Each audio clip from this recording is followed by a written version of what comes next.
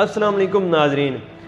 जिन लोगों ने ड्रामा डैरेलिस अतुगल देखा है या देख रहे हैं, उन्होंने सफ़ेद दाढ़ी वालों का तज़किरा बार बार सुना होगा।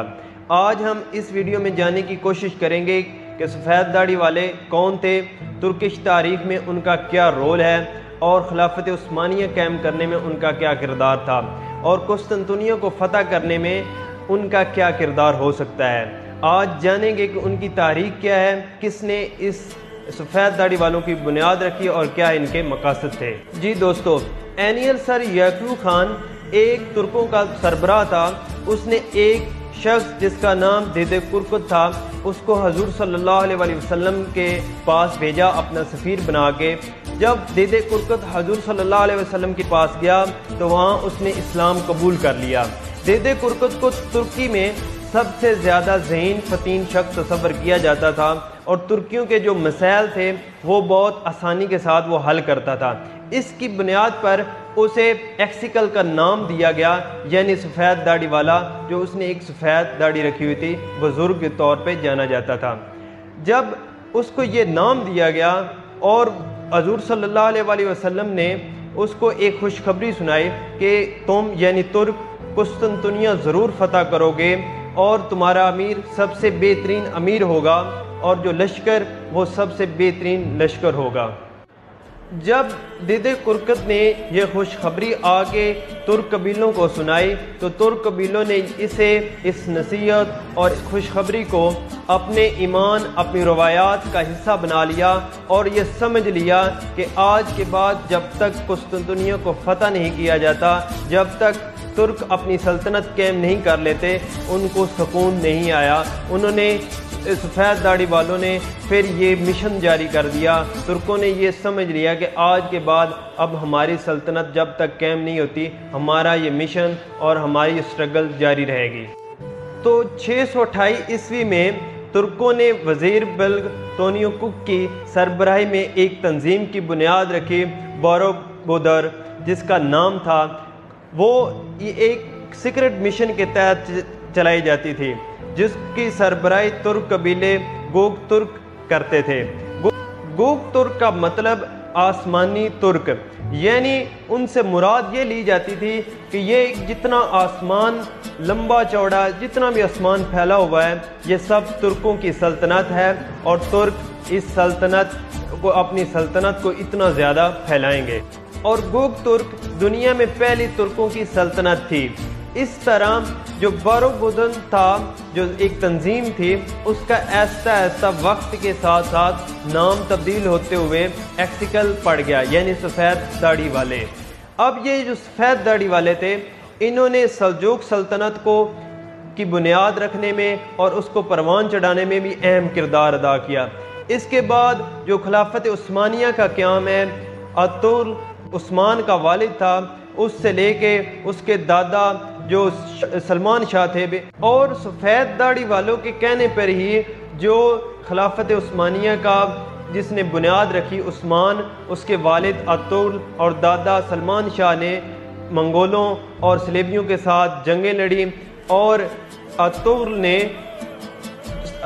बाज़ंताइन सरहदों की तरफ जब हिजरत की तो उसके पीछे भी जो सफ़ेद दाढ़ी वालों का ही हाथ था। उन्होंने इस हिजरत पे उन्हें भेजा था ताकि वहाँ जितने भी लोग मंगोलों और सलेबियों से के साथ उनके जुल्म सह रहे थे, उनसे निजात पा सकें। इस तरह अतुल ने वहाँ जाके बहुत सारे इलाके फ़तह किए और इस जंग और सल्जूकों को वहाँ पे महफूज बनाया। जैसे आप इस ड्रामे में भी देख सकते हैं कि अतुल और उसके बाप सलमान शाह और उसके बाद उसके बेटे जो उस्मान हैं, उन्होंने जो भी जिस भी मार्के पे वो जाते तो वो इन सफ़ेद दाढ़ी वालों की मालूमात के बगैर वो एक कदम भी नहीं उठाते। तो जो भी इनकी रहनुमाई और जो भी मालूमात देते थे, उसी की बुनियाद पे वो मार्के करते थे। तो नाजरीन, आप इस ड्रामे में भी देख सकते हैं कि अतुल और उसका बेटा किस तरह सफ़ेद दाढ़ी वालों की मालूमात पे वो कार्रवाइयाँ करते हैं। तो जो भी तुर्क में काबिल और ज़हीन लड़का होता था, वो इन सफ़ेद दाढ़ी वालों के पास जाते थे और उनकी सलाहियत के मुताबिक उनके ज़िम्मे ड्यूटियाँ लगाते थे।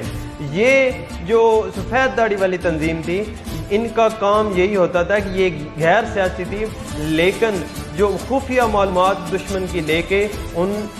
لڑاکا جو جان باز اور جو بہادر سپاہی تھے ان کو یہ دی جاتی تھی کہ اس کی بنیاد پہ آپ لڑیں، اور اس طرح ان سفید داڑھی والوں کی ہی بدولت خلافت عثمانیہ کا قیام ہوا اور دشمن کو شکست ہوئی۔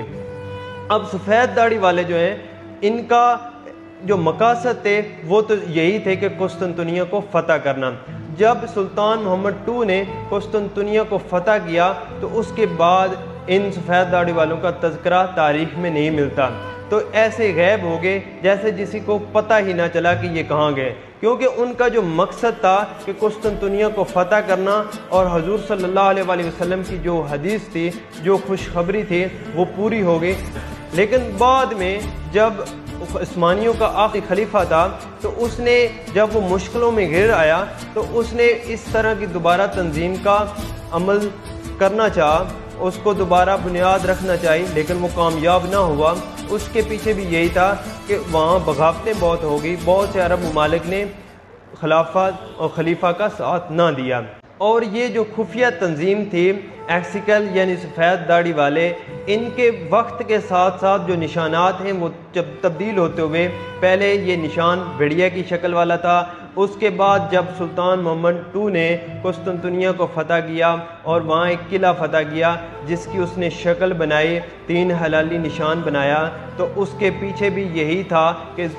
سفید داڑھی والوں کی بدولت ہی اس نے یہ قلعہ فتح کیا تھا، تو ان کا کیونکہ نشان اس طرح 3 ہلالی تھا، تو آج آپ دیکھ سکتے ہیں کہ اس ڈرامے میں بھی یہی نشان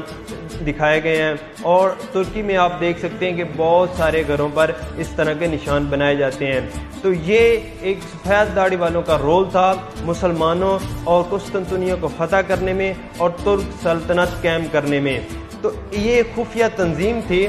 جو پورے مسلمانوں کو ایک خلافت کے اندر اور ایک سلطنت قائم کرنے میں ان کا کردار تھا، اور یہ خفیہ تنظیم تھی جو بنائی گئی تھی کہ تاکہ مسلمان ایک سلطنت کے نیچے اکٹھے ہو سکیں اور کافروں کو شکست دے سکیں۔ تو دوستو یہ ایک ارطغرل ڈرامے کی معلوماتی ویڈیو تھی جو بہت سارے دوستوں کو اس کے بارے میں نہیں پتا تھا کہ یہ سفید داڑھی والے کون ہیں، تو امید ہے کہ آپ کو یہ پسند آئی ہوگی، دوستوں کے ساتھ شیئر کریں، اور جو ہسٹری میں آپ کو یہ چیزیں پسند آئیں یا جو بھی آپ سمجھ سکتے ہیں کہ یہ اس طرح کا نہیں تھا، اس طرح کا تھا، تو آپ کمنٹ سیکشن میں مجھے بتا سکتے ہیں، اور اس چینل کو سبسکرائب کریں تاکہ آنے والی ہر معلوماتی ویڈیو آپ دیکھ سکیں۔ شکریہ۔